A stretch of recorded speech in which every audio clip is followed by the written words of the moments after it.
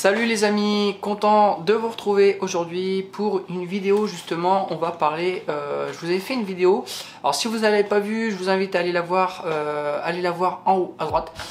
C'est une vidéo que j'avais fait sur les condensateurs. Alors il est vrai que les condensateurs, on en parle énormément quand on commence l'électronique.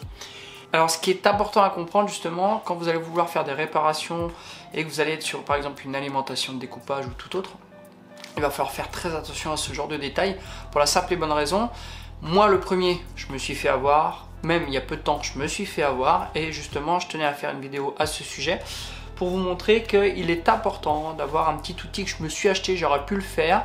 Je ferai une vidéo à ce sujet pour vous montrer par exemple comment fabriquer justement un déchargeur de condensateur. Alors je vous avais dit qu'on pouvait utiliser un tournevis de façon brutale, mais je le déconseille, d'accord, parce que de 1 ça fait un arc électrique et puis vous risqueriez d'abîmer d'autres composants qui se situent à côté de celle-ci, et de 2, l'avantage d'avoir un déchargeur de condensateur, c'est que vous allez pouvoir le décharger à même le circuit et d'éviter par exemple quand vous pensez être hors tension de pouvoir prendre des mesures, de créer justement un arc électrique et d'abîmer des composants qui se situeraient pas loin de celui-ci. Alors c'est pour ça, je voulais vous présenter, je me suis acheté un qui avait l'air vraiment pas mal sur AliExpress. Pour ceux qui seraient intéressés justement, je vous mettrai un lien. Et on va voir ça ensemble, on va le déballer ensemble. Voilà, j'ai juste regardé, voilà, je ne l'ai pas encore ouvert, et on va voir si ça vaut le coup ou non. Ok, allez c'est parti. Alors pour ceux qui me poseraient la question, c'est un condo que j'ai acheté qui m'a coûté moins de 20 €, un petit peu moins de 20 € quoi, mais bon, on va dire 20 € tout rond. Celui-ci avait l'air vraiment pas mal par rapport à ce qui était mis sur la description, et il a l'air aussi très pratique au niveau de comment sa présentation au niveau de la façade. Alors voilà comment il est présenté. Alors ici on a la petite étiquette, ok, pas de souci. Vous voyez, c'est vraiment un truc très sympa. Voilà, ici on a un petit afficheur qui va nous permettre de voir en temps réel la décharge du condensateur. Et sur celui-ci il est marqué justement, alors on peut appliquer de 10 à 1000 volts. Alors est-ce qu'on peut, j'en sais rien. Pour l'instant j'irai pas tester jusqu'à du 1000 volts. Alors ici justement on a un petit écrit qui nous met justement 100 U divisé par 400 volts est égal à 5 secondes de décharge. Ok, alors il y a marqué no polarity in the discharge, ok, no sparking. Ok, alors dans la petite boîte on a forcément les cordons qui ont l'air de bonne qualité. Je vais les sortir, on va regarder ça ensemble. Je vais mettre un peu de lumière, tiens, puisse y voir un peu plus clair. Hop, parfait. Ah bah voilà, nickel. Je me suis acheté ça, hein, si vous voulez je vous le mettrai, c'est vraiment bien.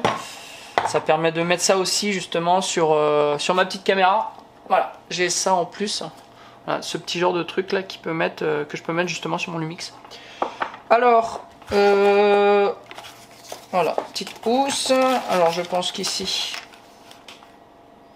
voilà, direction, d'accord, pas de souci. Bon, sinon c'est en chinois ou en anglais. Alors on va sortir les cordons, on va regarder un petit peu ce qu'il en est. En tout cas la boîte est sympa, vraiment même très sympa. Au niveau des cordons, alors ils ont l'air vraiment de bonne qualité, de très bonne qualité même, je le dis. Voilà. Oh, bah c'est des aiguilles comme ça qu'il m'aurait fallu, moi, dis donc. Moi quand on cherchait des bonnes aiguilles, bah tiens, même pas besoin de chercher, bordel. Bah ça je pourrais les prendre pour les autres parce que c'est des aiguilles avec des pointes vraiment fines.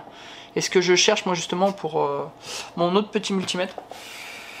Ok, bon ça c'est pas mal, ça a l'air d'être de bonne qualité. Ensuite le petit boîtier. Alors à mon avis c'est encollé. C'est dommage parce que j'aurais bien voulu l'ouvrir avec vous pour voir un petit peu à même comment c'est fait à l'intérieur. Ok. Alors en entrée on a un DC 12 volts qui n'est pas avec.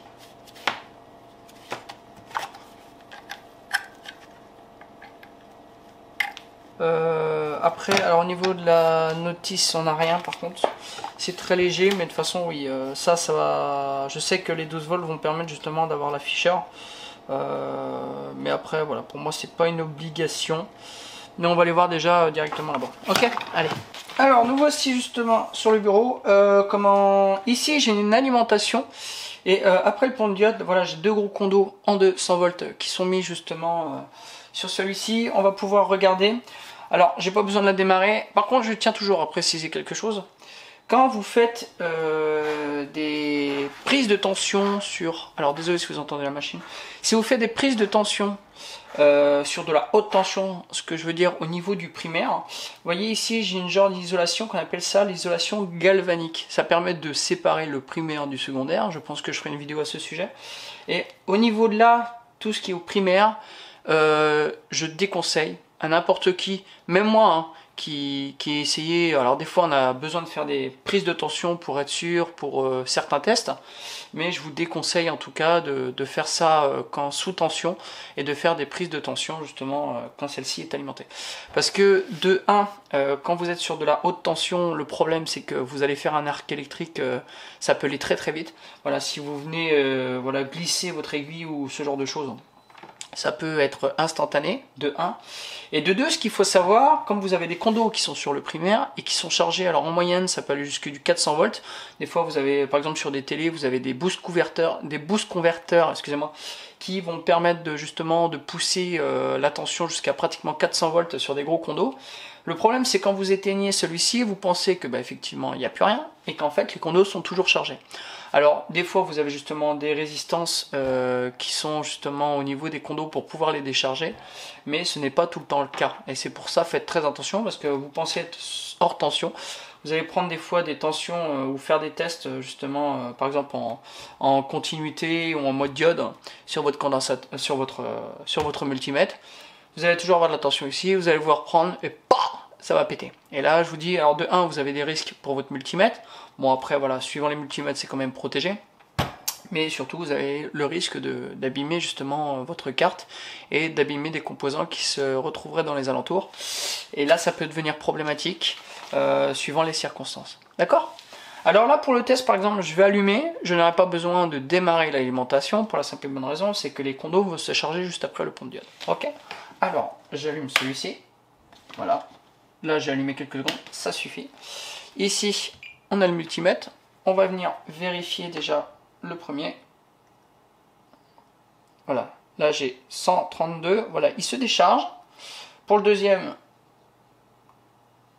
voilà, il se décharge tranquillement, mais on a quand même encore 120 volts. D'accord ? Faut pas rigoler avec ça. Si je viens avec celui-ci, juste comme ça, normalement, il devrait y avoir des résistances en interne qui permettraient justement de décharger celui-ci. Je vais venir voir quand même, voir s'il se passe quelque chose. Voir si la décharge se fait rapidement. Alors, vous voyez, j'ai quand même un affichage. Voilà. Hop, et j'ai plus rien. Ce qui veut dire que le condo était bien chargé. Je vais vous montrer ça de plus près. Si maintenant on revient vérifier, hop, et que je viens voir, normalement, voilà, je suis à 30 volts. Ça veut dire que normalement, je peux encore continuer à le décharger. Parce que j'avais un affichage, voilà. Je pense que le si peu de tension qu'il y a avec le condensateur affiche le petit afficheur qui est ici. Mais voilà, ça suffit pas. Mais normalement là, voilà, si je vais remettre, là il n'y a plus rien. Je pense que le condo est à 0. Voilà, 2 volts 50, c'est bon. Pour celui-ci par contre, vous voyez, là on est toujours à 33 volts. Je vais vous montrer ça. Alors, je ne sais pas si je vais arriver avec la main. On va essayer de le mettre ici.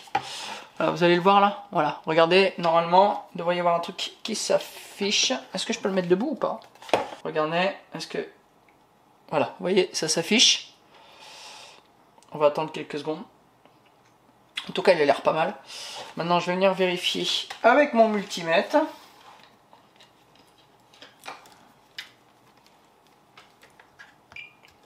Voilà. Voilà, 2 volts 42. Alors, vous voyez, c'est vraiment pratique. Hein. On va refaire un petit coup. Hop, je rallume, quelques secondes. Parfait. On vient vérifier. Là, on doit être à 130 et des brouettes. 150, voilà. On prend celui-ci, regardez bien. On va venir décharger celui-ci. Voilà, là il me dit 120, 100, 90, 70. Vous voyez, il reste allumé. 10, 15, 5, voilà. Là, à mon avis, on est pas mal. On va prendre l'autre aussi. Voilà, 80, 60, 50, 30, 10, 5. Voilà. Alors c'est vraiment pas mal, hein. Arrivé à 5 volts, il s'éteint. Voilà. Je vais rester un petit peu dessus pour être sûr. Et maintenant on va venir voir avec le multimètre. En tout cas il a l'air vraiment pas mal. Voilà. 1,95. Parfait. Et pour l'autre 3,53. Ok. Bon. Là ça va encore. 3 volts c'est raisonnable. Mais vous voyez, c'est vraiment le côté pratique de ce genre de choses. Ça permet vraiment de décharger à une vitesse rapide, hein, vos condos. Et puis voilà, de vous mettre ça en sécurité, parce que je peux vous dire, quand ça reste chargé, des fois on a, comme je vous disais, on a des condos qui peuvent aller jusqu'à du 380 volts avec des boost converteurs. Si jamais vous les déchargez pas, des fois il reste à 380. Même si vous mettez la main, je peux vous dire, vous allez prendre un sacré coup, ça va vite vous calmer. Moi je dis ça, je dis rien. Mais bon, 2,45, voilà, c'est parfait. Voilà, le fait de pouvoir le décharger rapidement, c'est vraiment pas mal. Alors ensuite, j'irai voir quand même, parce que là il nous demande une entrée de 12 volts. Est-ce que ce ne serait pas, par exemple, pour pouvoir venir alimenter, ou je sais pas du tout, je me suis pas renseigné plus sur ce sujet.